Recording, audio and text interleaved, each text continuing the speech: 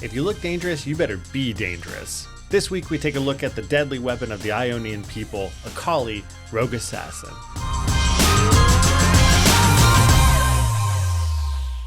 Welcome to Runeterra Tourist. My name is Patrick. I don't know anything about these people yet, so let's learn about them together. At the time this releases, the Barcelona RQ will be happening right now this weekend, along with all of the first batches of the Summoners skirmishes, and so good luck if you're attending any of those. But while it's been a slow start for Akali, I still expect her to show up a little bit. Akali was already on my to build list the moment that her legend got spoiled before I even read any of her lore.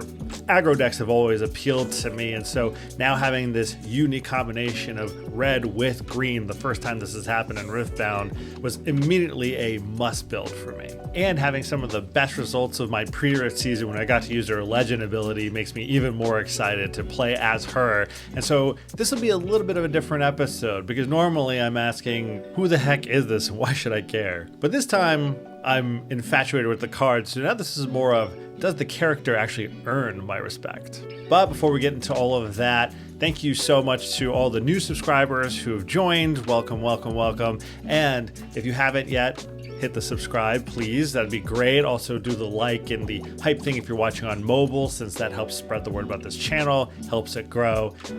Thank you very much for all your help with that.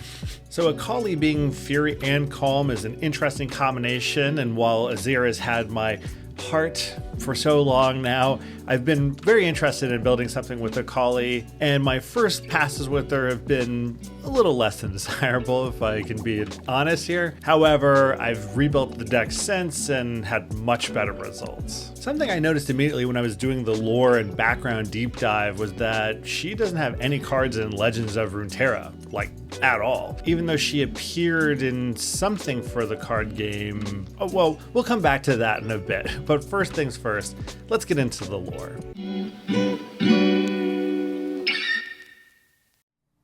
Akali Jomon was born in 977 after Noxus at the Temple of Than Jewel in Ionia.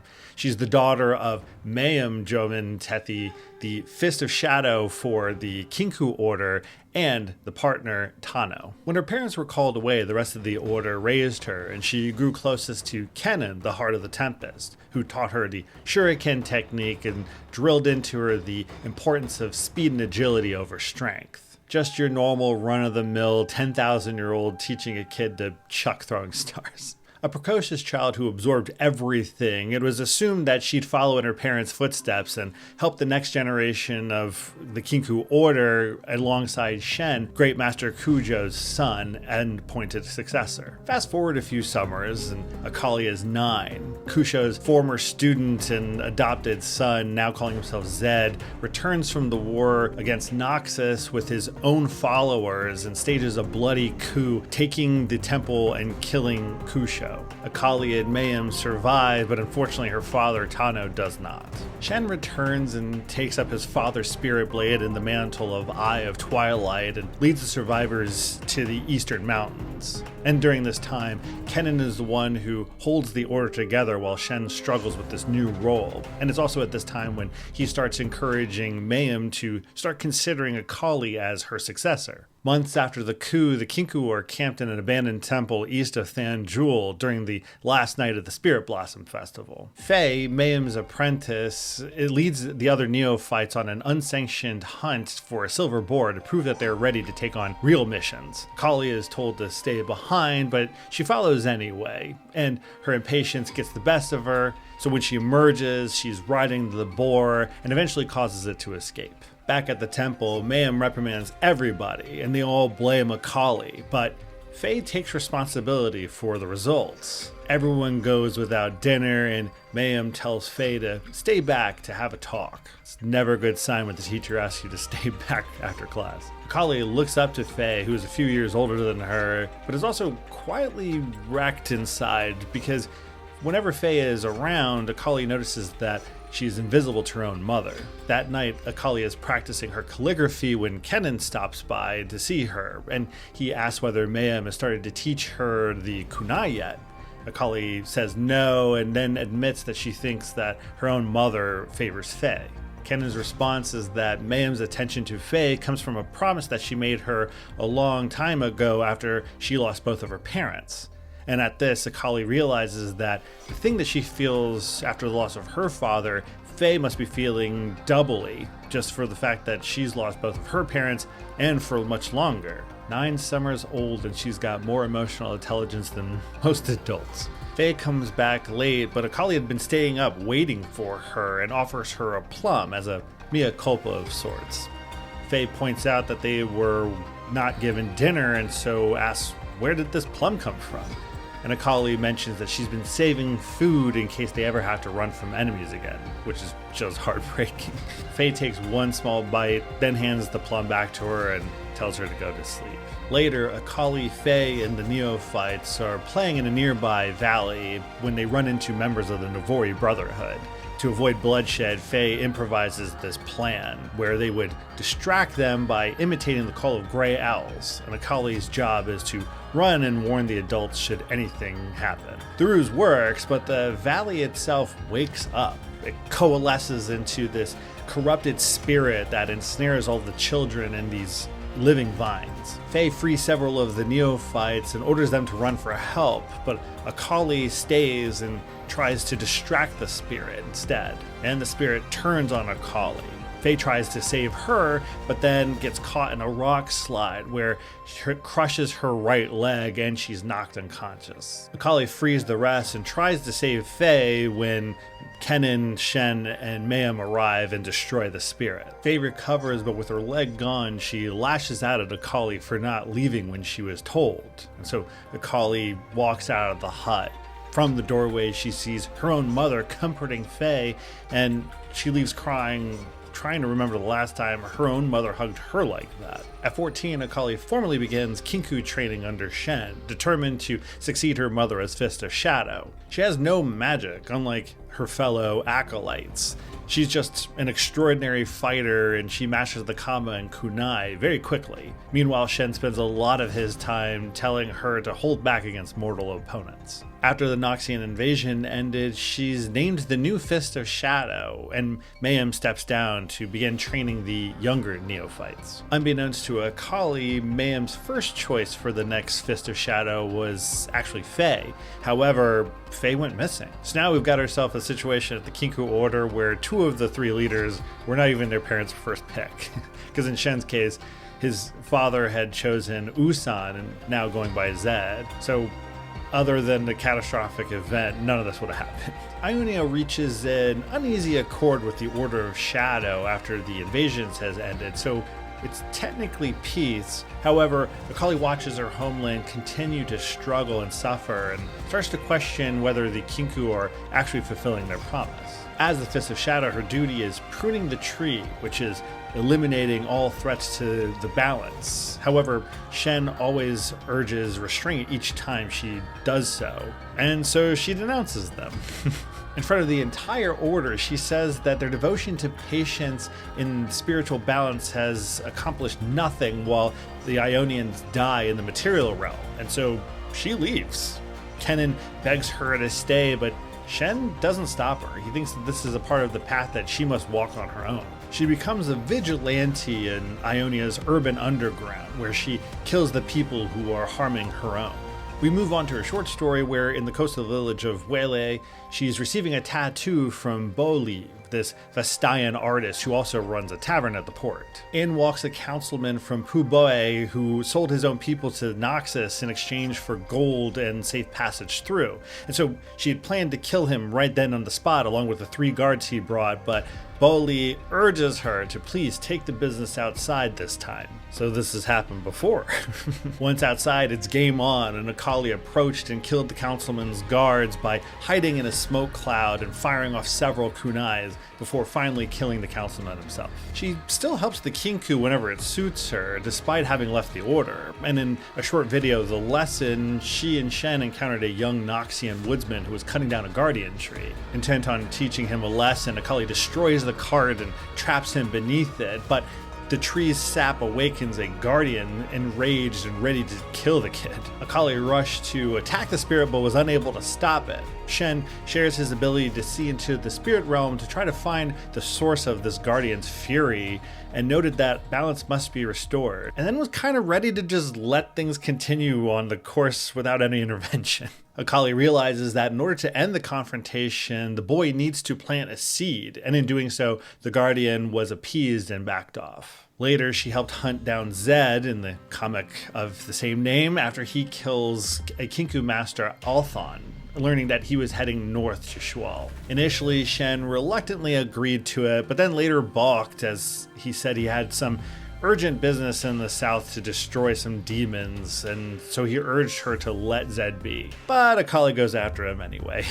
Akali encounters a group of Zed's acolytes at an inn, telling one of the Kinku neophytes to head to a nearby temple for reinforcements before confronting them. And one of Zed's apprentices tells her in that speech bubble there that, yeah, Zed's probably killing Shen in there. So Akali is ready to rush in, except the two brothers exit the establishment. Shen orders Akali to let the Order of Shadow leave in peace since Zed declared the Code of Tuan, which is some honorable call for a temporary truce to allow them to leave peacefully without any combat. But Akali dashes in to kill him anyway. Shen is angry at Akali's brazenness, and then declares the armistice over, even though Zed did nothing wrong and it was Akali who started it and she doesn't work for them. Figure that one out. She is still somehow allowed to follow Shen as he investigates a trail of clues that lead to this monstrous murderer, Kata Jin. He finds out Jin is working with the Kashuri faction, this radicalized nationalist group with ties to the Navori Brotherhood. The search leads to Nanthi, where Jin sets off all of these traps hidden across the village, killing many innocent civilians, and Akali vows to kill Jin for what he's done and finds out that Jin's headed over to Piltover and chases him down alone, something Shen told her not to do, but again, she doesn't really work with him, so she ends up in Zon and gets caught in one of Jin's traps as he intended to make her the fourth piece of a very disturbing art installation. Fortunately for her, Zed arrives and cuts her loose from a tree that she's been tied to, all part of Jin's plan. Shen also followed, and Jin was ready to fire a shot that would have killed him, but Akali stops him, then grabs the gun and prepares to kill him for all of his crimes. But Shen pleads for Akali not to kill him, wanting to instead bring Jin to Ionia alive for some reason. Zed pushes her aside and then grabs Jin, demanding that he tell them all how he got freed. And of course, Jin responds with some cryptic riddles, saying that Zed already knew. And so, in frustration, Zed throws Jin at the feet of Shen and Akali, and saying that their bargain has now been fulfilled before he quickly flees Zon. So after all of that, what we hear about Mayhem and Faye just stops. Faye loses a leg and gets embittered, and then Riot never comes back to it. Mayhem steps down and then just evaporates. This is like a whole tragedy that gets built and then abandoned. This reminds me of the same criticism I had for Renekton, where you had all these load-bearing beams but no rooms built on top. And so this seems like a really cool space to explore. But what we can explore is the Riftbound cards.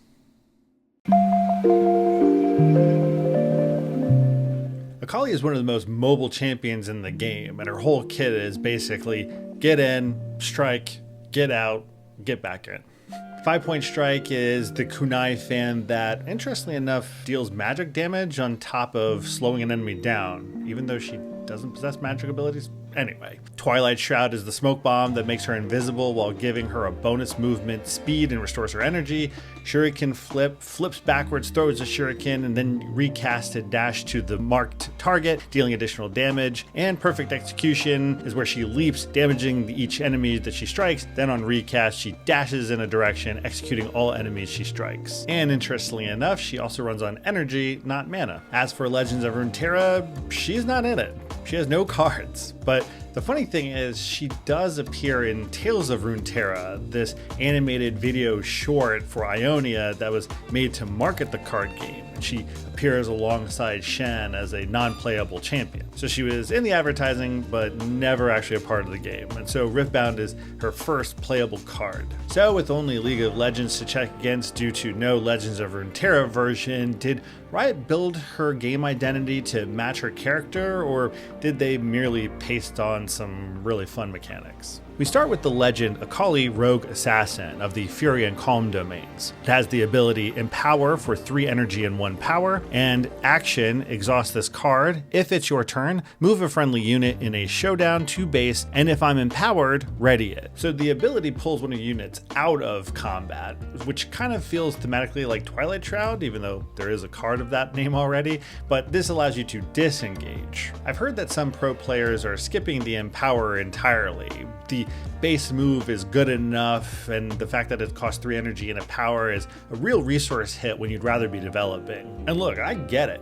Whether it's empowered or not, you can still trigger movement payoffs like Stellacorn Herder drawing a card or Jin with his resource development. But readying that unit is what turns a retreat into a redeployment. You can return to that battlefield with much more might or attack another battlefield. And it doesn't get disempowered to use. It's a one-time payment, unlike Zed, Kennen, Mel, and Mbessa. You do have to remember that it is only usable on your turn. So if you get charmed or pulled in by an irresistible Faefolk, well, good luck with that. The catch is that there's no access to purple here, so you don't access the movement spells or all the trickery that Aurelia gets. Akali's signature spell, Shuriken Flip, is a 1 energy, 1 power cost spell with the ability deal 2 to up to 1 enemy unit at a battlefield, then move a friendly unit. And it has Flow, which costs 3 energy and 1 power to replay this from your trash. So very obviously named after her League of Legends ability, and this is a near literal translation, because in League,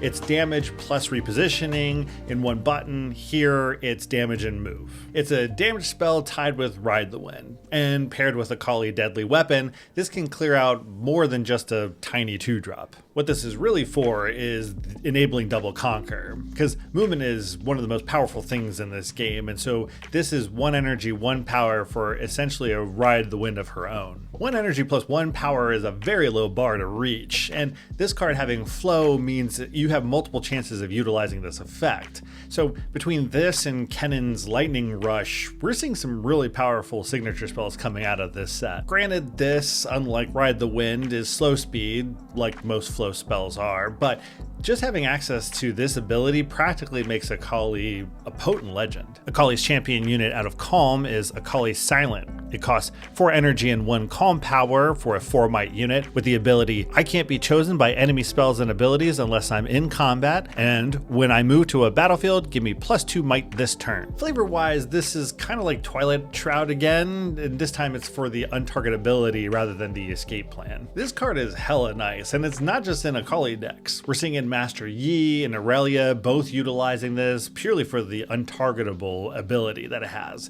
And so this just about manhandles purple and yellow. No damage spells, no bounce spells, no kill spells, unless it's in combat, of course. So with this, you can set it and forget it. And paired with the legend ability, especially when it's empowered, she has Aurelia Fervent levels of might swelling capabilities. It costs a power, so that's usually why it's not in the champion zone, but people are swapping it with the other Akali based on matchups, and this one gets tagged in against purple or other heavy control decks, which, let's be honest, that's a lot of the meta these days. Finally, the epic champion unit out of Fury, Akali Deadly Weapon, is a 3 energy, 3 might unit with the abilities Empower for 2 energy and 1 Fury power, and when I move, you may deal 1 to a unit at a battlefield I move to or from. If I'm empowered, deal 2 instead, and when empowered, I have +1 might. The name is lifted directly from her bio. She left the order ready to be the deadly weapon her people need. This tends to be the champion unit because of the no power cost and a guaranteed going second turn 1 play. Damage on movement is basically 5-point strike, the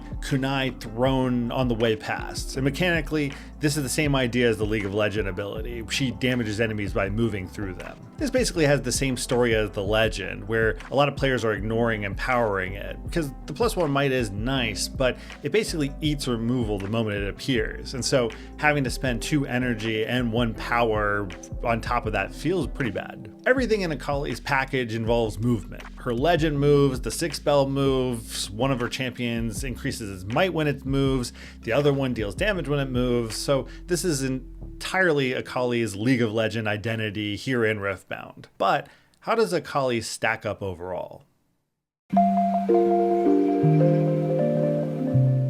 Akali is a much better character than her bio suggests, way more compelling, and she's got the best material in a short story that Riot doesn't even link to her page. I actually liked the Leaving Wele short story, which I thought really encapsulated who Akali is and her personality. The rest of the backstory does a fine job in detailing what she's had to overcome and ultimately what led her to make the choices that she chose, because she spent nearly a decade earning the title that was ultimately not meant for her from a parent who ultimately chose someone else other than her. Akali had to grow up with the knowledge that her own mother favored someone else other than her, and not just for the Fist of Shadow, but as her own daughter as well. Everything reads differently in that light. The impatience, the defiance, the I'll do it alone. She continually feels the need to prove herself even though she knows that she's more than capable.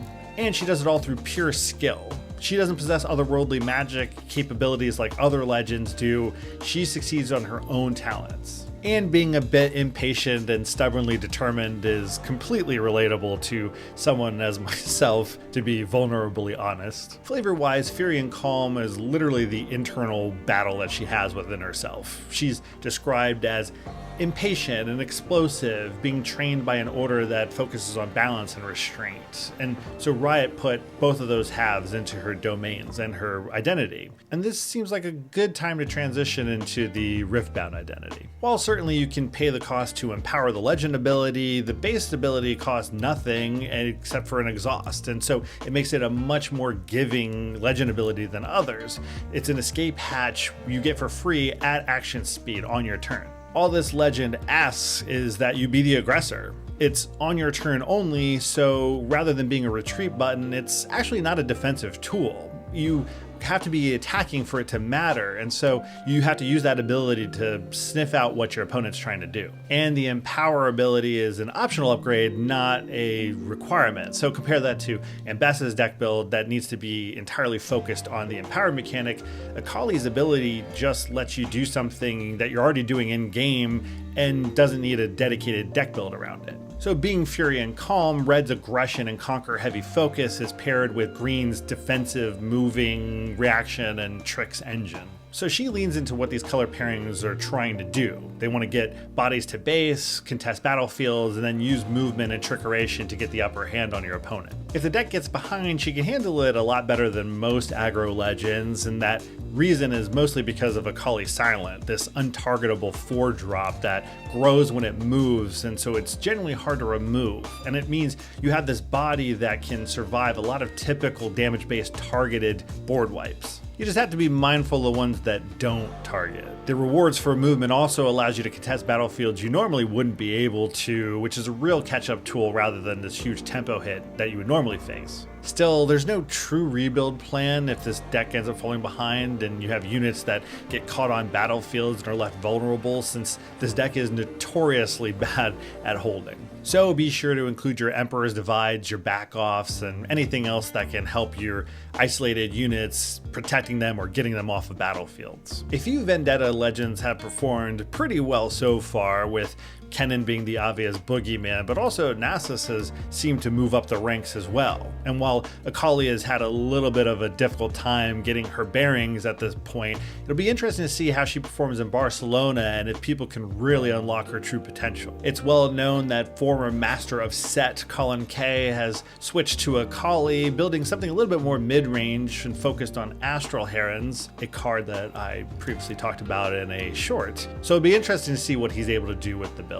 The version I've been tinkering with is a little bit more on the aggro side, big surprise there, but it was not exactly as focused as it needed to be, and now that I've hunkered down on what this deck really wants to do, I've had a lot more success with it. All in all, everything feeds into rewarding you for your movement, and strangely, the idea that she's not strong in holding and is more focused on attacking and conquering battlefields seems perfectly parallel with how she performs in League of Legends. Her class in League is Assassin, and these are some of the most mobile champions in the game, designed to hunt down one priority target, hit them with a quick burst of damage, and then slip back out. The trade-off is that they're extremely fragile, but that fragility is offset by how easily they can reposition themselves, get in, get the kill, and then get out before anyone can punish them for it. So if what you're looking for is a high-risk, high-reward League champion with a lot of mobility, someone who rewards you for said mobility, allows you to disengage when the combat swings out of your favor, and gives you a unique mix of proactive aggression and reactive control, Akali just might be your lady. So how do you think Riot did? And to the Akali mains, does the movement package feel like her to you, or does this feel like generic tempo with her name plastered on it? Let me know in the comments below. Alright, that was the last trip we'll be taking to Ionia for a while, and next week we're going to return to Shurima to get the other side of the story between the Battle of the Brothers with Nasus. So subscribe if that sounds like your kind of a thing, and don't forget to do the like and hype thing. And until next time, thanks for watching.